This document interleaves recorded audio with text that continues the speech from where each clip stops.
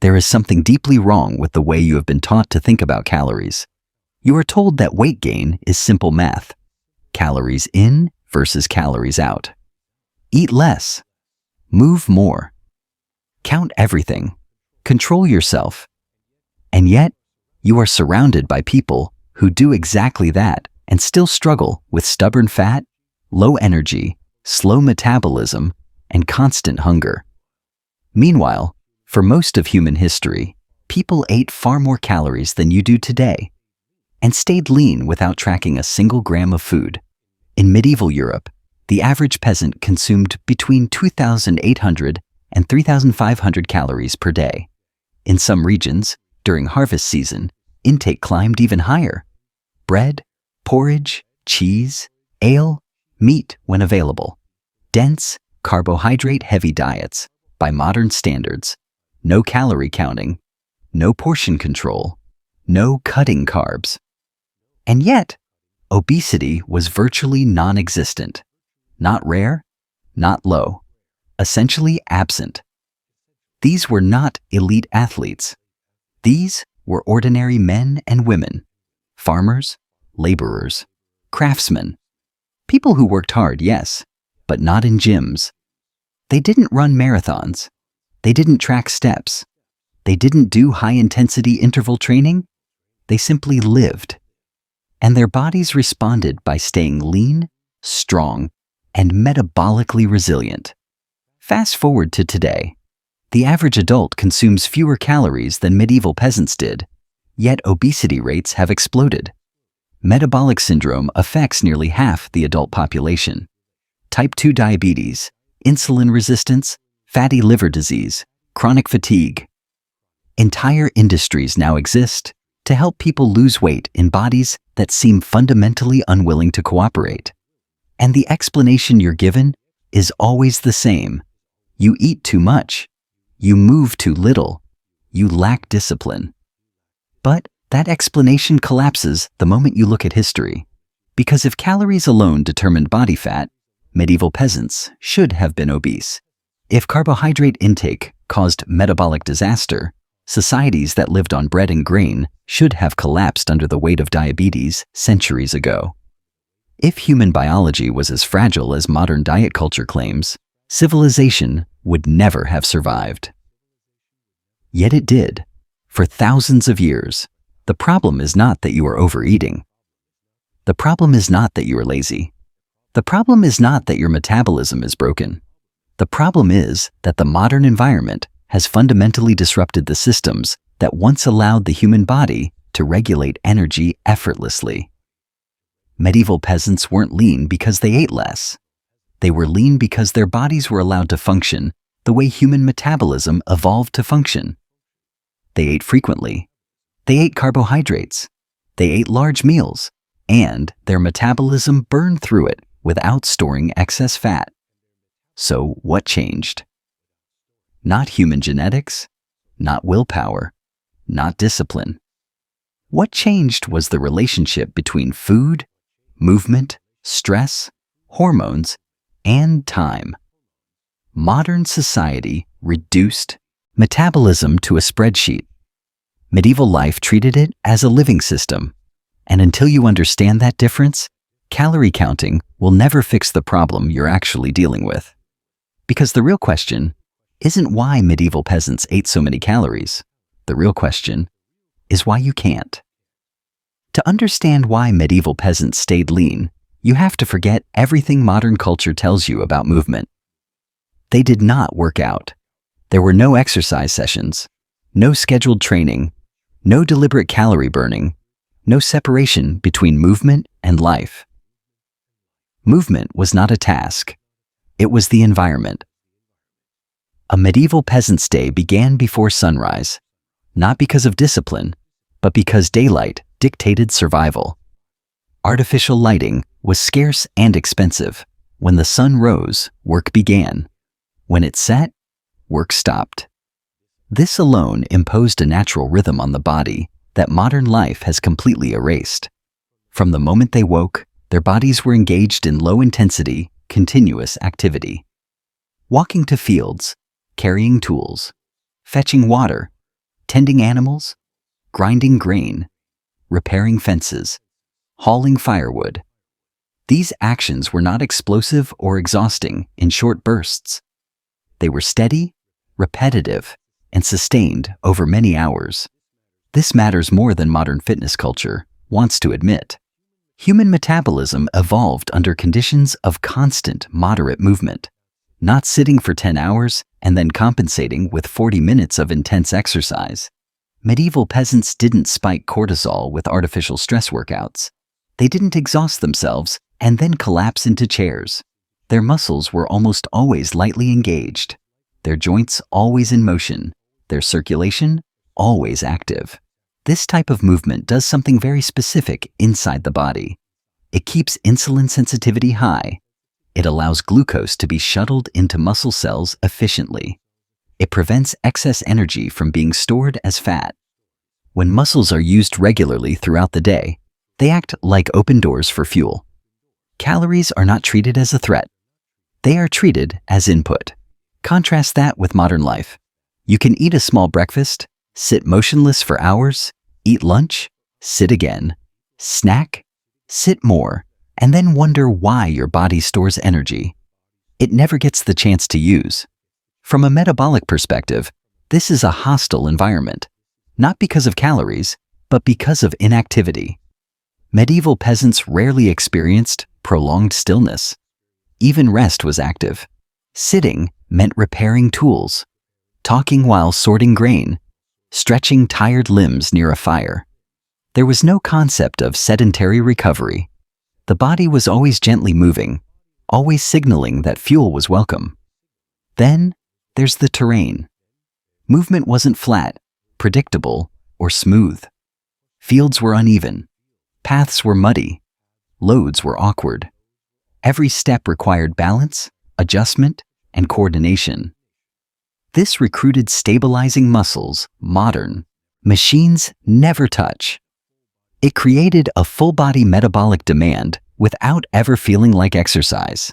And crucially, this movement was paired with food in the correct sequence. Medieval peasants ate their largest meals after long periods of physical work. Calories arrived when the body was primed to use them. Muscles were depleted. Glycogen stores were low. Hormones were aligned toward uptake, not storage. Today, people do the opposite. They eat large meals after long periods of sitting. They deliver energy into a system that has been idle all day. The body does exactly what it evolved to do in that situation. It stores the excess. Medieval peasants weren't burning calories through heroic effort. They were preventing metabolic dysfunction by never allowing their bodies to enter a prolonged state of inactivity. And this constant movement had another effect modern life has nearly eliminated. It regulated appetite automatically. When energy expenditure is steady and predictable, hunger cues stay honest. The body asks for food when it needs it and stops when it doesn't. There's no confusion between boredom and hunger, no stress-induced cravings, no blood sugar crashes triggering compulsive eating. Calories flowed in, calories flowed out, not because of conscious control, but because the system was balanced. This is why medieval peasants could eat 3,000 calories a day without gaining fat, not because they worked harder than you, but because their lives were structured in a way that allowed metabolism to function continuously, calmly, and efficiently. In the modern world, movement is optional. In the medieval world, movement was the operating system. And when that operating system disappears, the body doesn't malfunction. It adapts, just not in the way you want. The breakdown did not happen because people became weak. It happened because society became efficient. For most of human history, survival demanded time. Tasks took hours because there was no way to compress them. Food had to be grown, harvested, carried, processed, and cooked by hand. Heat had to be generated manually. Water had to be fetched. Clothes had to be repaired. Movement was unavoidable because the world itself resisted effort. Then, slowly, that resistance disappeared. Industrialization didn't just change how work was done, it changed how the human body was used. And metabolism is not independent of use. It responds to environment, rhythm, and demand. The first major rupture came with mechanization. Machines didn't replace human labor all at once. They replaced it in pieces. A plow that pulled more efficiently. A mill that ground grain faster. A loom that wove cloth without constant movement. Each innovation saved time. Each one removed a layer of physical demand from daily life. At first, this seemed like progress without consequence. Calories stayed the same. Food became more abundant. Life became easier. But metabolism does not understand convenience. It understands signals. When movement is removed, the body receives a clear message. Energy is no longer required at the same rate. Muscles are no longer demanding fuel. Glucose uptake slows. Insulin sensitivity declines. The body becomes cautious. Storage increases. None of this is a disease. It is adaptation. The second rupture came with time compression. In the medieval world, tasks expanded to fill the day. Baking bread took a full day. Washing clothes took a full day. Preparing a meal took hours. Even rest was dictated by daylight and exhaustion. There were no artificial deadlines forcing compression. Modern life did the opposite. Food that once took hours to prepare now takes minutes. Movement that once happened naturally is postponed and optional. Tasks that once required the whole body now require a finger and a screen. Calories arrive faster. Movement arrives later, if at all. This sequence matters more than quantity. Human metabolism evolved under conditions where effort preceded intake. Modern life reverses that order. Intake precedes effort, often by many hours, sometimes by days. The third rupture came with posture. Medieval peasants stood, walked, knelt, lifted, squatted, and carried throughout the day. These positions constantly activated large muscle groups. Even when resting, their bodies were structurally engaged. Modern humans sit. Sitting shuts down the largest muscles in the body. Gluteal muscles deactivate. Hip flexors shorten. Blood flow slows. Enzymes responsible for fat metabolism are suppressed within hours. This is not speculation. This is physiology. When you sit for prolonged periods, your body actively downregulates the machinery responsible for burning fat. No amount of later exercise fully reverses that signal. The system has already adapted. Medieval peasants never gave their bodies that signal. The fourth rupture came with stress. Medieval life was physically demanding, but psychologically simple. There were real dangers, but they were immediate and resolvable. Hunger, cold, injury. Stress rose and fell with events. Modern stress is constant and abstract. Deadlines, notifications, financial anxiety, artificial urgency. These activate the same hormonal systems that once responded to famine and threat. Cortisol remains elevated. Elevated cortisol promotes fat storage, particularly around the abdomen. It increases appetite. It disrupts sleep. It interferes with insulin signaling. A medieval peasant could eat a large meal after a long day of labor and relax into sleep. Their nervous system downshifted naturally. A modern person eats while stressed, sits while stressed, sleeps poorly while stressed, and then wonders why calories are stored instead of burned. The final rupture came when metabolism was reduced to math. Calories became units instead of signals. Food became numbers instead of nourishment. Movement became optional instead of structural. This abstraction removed context. And without context, the body's responses appear mysterious and frustrating. But they are not. The human body did not evolve to handle large caloric loads in a state of stillness, artificial stress, and compressed time. Medieval peasants consumed high calories in an environment that demanded constant energy turnover. You consume fewer calories in an environment that encourages storage. The system didn't fail. The environment changed. And until that change is acknowledged, no amount of calorie counting will recreate the metabolic conditions medieval peasants lived inside every day. To understand why medieval peasants could eat thousands of calories without gaining fat, you have to understand how metabolism actually works. Not the simplified version taught in diet culture, the real version. The biological system your body still uses today. Calories are not the problem. Calories are the input. What determines whether those calories are burned or stored is context. The most important piece of that context is muscle activity. Skeletal muscle is not just for movement. It is the largest metabolic organ in the human body. When muscles contract regularly, they pull glucose out of the bloodstream without requiring large amounts of insulin. This process is direct, efficient, and protective. In a body that moves throughout the day, muscles act like sponges. They absorb incoming energy as soon as it arrives. Blood sugar stays stable, insulin stays low. Fat storage remains minimal. This is what medieval life created by default. When a peasant walked, lifted, carried, squatted, or climbed, muscle fibers were constantly contracting.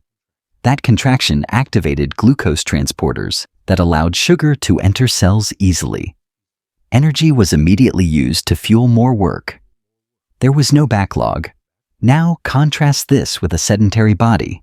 When muscles are inactive, they stop pulling glucose from the blood. The body has only one remaining tool to manage incoming energy: insulin. Insulin forces glucose into cells. When that system is overused, cells become resistant. The pancreas compensates by producing more insulin. High insulin signals one thing above all else: store energy. Fat storage is not a failure. It is the correct response to excess fuel in a low-demand environment. Medieval peasants rarely experienced this state. Their insulin levels stayed low, not because they avoided carbohydrates, but because their muscles were constantly clearing glucose. This is why calorie intake alone is meaningless. 3,000 calories entering an active system behave completely differently than 2,000 calories entering an inactive one. The next piece is timing. Medieval peasants lived in alignment with natural circadian rhythms. They woke with sunlight. They worked during daylight hours. They ate most of their calories earlier in the day or after long periods of exertion. When night came, activity dropped. Food intake dropped. Sleep followed. This rhythm matters. Insulin sensitivity is highest earlier in the day and after physical activity. This is when the body is primed to handle carbohydrates efficiently. Medieval eating patterns matched this window naturally, without intention. Modern eating patterns fight it. Late-night meals, constant snacking, calories delivered into a body that has been inactive all day and is preparing for rest. This creates repeated mismatches between intake and metabolic readiness. Over time, the system adapts by storing more energy and burning less. Then there is metabolic flexibility. Medieval peasants lived in a metabolically flexible state. Their bodies switched easily between burning carbohydrates and burning fat. Long periods of movement depleted glycogen stores, encouraging fat use.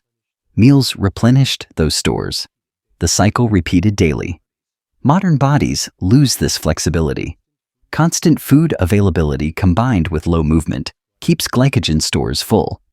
Fat-burning pathways are rarely activated. The body becomes locked into sugar dependence while simultaneously storing fat it cannot access efficiently. This is not because of overeating. It is because the metabolic switch is never flipped.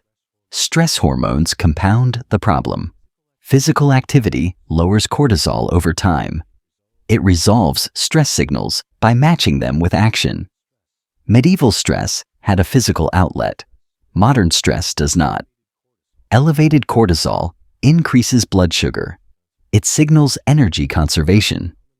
It promotes abdominal fat storage. When combined with inactivity and frequent eating, it creates the perfect environment for metabolic dysfunction. Finally, there is recovery. Medieval peasants slept deeply. Not because life was easy, but because their bodies were genuinely fatigued in the correct way. Physical exertion creates a sleep pressure. Modern exhaustion does not. Sleep restored insulin sensitivity, regulated appetite hormones, and completed the metabolic cycle. Modern fatigue is mental. The body remains underused. Sleep becomes shallow. Recovery is incomplete. And again, the body adapts. It slows metabolism. It conserves energy. It stores fuel. This is why medieval peasants could eat 3,000 calories a day without gaining fat, not because they were special, but because their metabolism was constantly activated, properly timed, hormonally supported, and allowed to complete its natural cycles. Take away that environment, and calories become a problem. Restore it, and they stop being one. When the modern body gains fat despite eating fewer calories, it feels like betrayal. You follow the rules, you reduce portions, you track intake, you try to be disciplined, and yet hunger increases. Energy drops. Weight loss stalls or reverses. This is not resistance. It is confusion. The body is responding to signals that no longer make sense. In a sedentary, high-stress environment, the body interprets reduced calorie intake as threat. Movement is low. Stress hormones are high. Energy demand appears unpredictable. From an evolutionary perspective, this looks like the beginning of scarcity. So the body does what it evolved to do. It protects itself. Hunger becomes louder, not quieter. The brain increases appetite signals to compensate for perceived risk. Leptin, the hormone that signals fullness, becomes less effective. Ghrelin, the hormone that drives hunger, rises. Food becomes more rewarding, more urgent, harder to ignore. At the same time, metabolism slows. This is not damage. It is conservation. The body reduces non-essential energy expenditure. You fidget less. You move less without noticing. Body temperature drops slightly. Thyroid signaling adjusts downward. Fat storage becomes more efficient. In this state, calorie counting becomes a battle against your own physiology. Medieval peasants never entered this metabolic trap. They rarely experienced chronic energy restriction without movement. When food was scarce, activity remained high. When food was abundant, activity matched it. Hunger signals stayed honest because they were reinforced by real energy demand. Modern dieting breaks that feedback loop. You restrict food without increasing movement. The body senses imbalance. Fat becomes valuable. Muscle becomes expensive. Energy is hoarded. This is why modern weight loss often feels harder the longer you attempt it. The body is not failing to cooperate. It is learning. Then, there is blood sugar instability. Highly processed foods, eaten in an inactive state, create rapid glucose spikes. Insulin surges follow.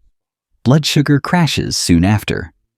The result is fatigue, irritability, and intense cravings. People interpret this as lack of willpower. In reality, it is a biochemical roller coaster created by mismatched intake and inactivity. Medieval peasants rarely experienced this pattern. Their food was absorbed slowly. Their muscles were active. Blood sugar rose gently and fell gradually. Hunger emerged when energy was actually needed. The modern body experiences hunger when insulin crashes. This leads to grazing, snacking, and constant thinking about food. Not because appetite is excessive, but because regulation is broken. Fat gain follows predictable patterns. In a high-stress, high-insulin environment, fat is preferentially stored around the abdomen. This is not cosmetic, it is strategic. Abdominal fat is more metabolically active and more responsive to stress hormones. The body places energy where it can access it quickly in an emergency. This is survival logic, not failure. Medieval peasants, with low chronic stress and constant movement, did not need this adaptation. Fat storage was minimal and distributed. Energy was used as it arrived. Fatigue is the final symptom. Modern fatigue is not the result of overwork. It is the result of underuse. Muscles starved of activity become inefficient. Mitochondria, the structures that generate energy inside, cells regulate when demand is low. The result is a body that has plenty of stored energy but struggles to access it. Medieval peasants were often physically tired, but rarely metabolically exhausted. Their fatigue resolved with rest. Modern fatigue persists because the metabolic cycle never completes. And this is the cruel paradox. The more you restrict calories in this environment, the more the body resists. The more you try to control weight through math alone, the more signals you send that something is wrong. Medieval peasants never had to fight their bodies. Their bodies worked with them. Because the environment made sense. This way of eating and living did not disappear because it stopped working. It disappeared because the environment changed. And when the environment briefly returns to something resembling the medieval pattern, the metabolic results return with it. This is not theoretical. It has been observed repeatedly. Modern studies of non-exercise activity thermogenesis show that people who move continuously throughout the day burn significantly more energy than those who perform short, intense workouts and remain sedentary the rest of the time. Their insulin sensitivity is higher. Their appetite is more stable. Their bodies regulate weight with less conscious effort. This mirrors medieval life almost exactly. Anthropological research on traditional agricultural societies shows the same pattern. Groups consuming diets high in carbohydrates, sometimes exceeding 70% of total calories, remain lean and metabolically healthy when daily movement is constant and meals are aligned with physical demand. These populations are not calorie restricted. They are not carb restricted. They are context aligned. Even in modern settings, this pattern still appears when conditions allow it. Look at manual laborers who work on their feet all day. Construction workers, farmhands, porters. Many consume large, calorie-dense meals without gaining excess fat. Not because their food is perfect, but because their bodies remain in a state of continuous energy turnover. Their muscles are active. Their insulin sensitivity remains high. Their metabolism stays responsive. Contrast that with controlled calorie restriction studies. Repeated research shows that weight loss through calorie reduction alone slows metabolic rate over time. Resting energy expenditure drops. Hunger hormones rise. Weight regain becomes likely once restriction ends. This is not a flaw in the studies. It is the expected outcome of reducing intake without restoring the environmental signals metabolism depends on. When researchers examine populations that walk frequently, stand often, and engage in physical tasks throughout the day, calorie intake becomes a poor predictor of body fat. Movement pattern becomes the dominant variable. Historical records support this as well. Medieval tax records, military assessments, and medical writings describe populations that were physically capable, lean, and resilient. Chronic obesity is almost never mentioned, not as a moral failure, not as a medical condition. It simply was not a feature of society. This absence matters. If obesity were the natural outcome of high caloric intake, it would appear wherever calories were abundant. Instead, it appears most aggressively where movement has been engineered out of daily life. Even modern metabolic ward studies demonstrate that when people are forced into prolonged inactivity, insulin sensitivity declines within days. Blood sugar regulation worsens. Fat storage increases even without increased caloric intake. The system responds quickly because it evolved to. And when activity is restored, so is metabolic function. This is why short-term interventions that increase daily movement often outperform long-term dietary restriction in improving insulin sensitivity and reducing visceral fat, even when calorie intake remains unchanged. The evidence points in one direction. Medieval peasants were not lean because they ate perfectly. They were lean because their environment made metabolic dysfunction nearly impossible.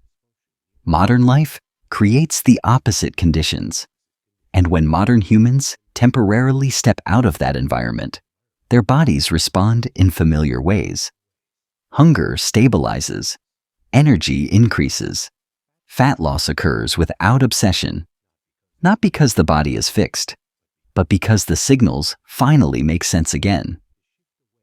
The shift away from the metabolic environment medieval peasants lived in was not accidental, it was rewarded.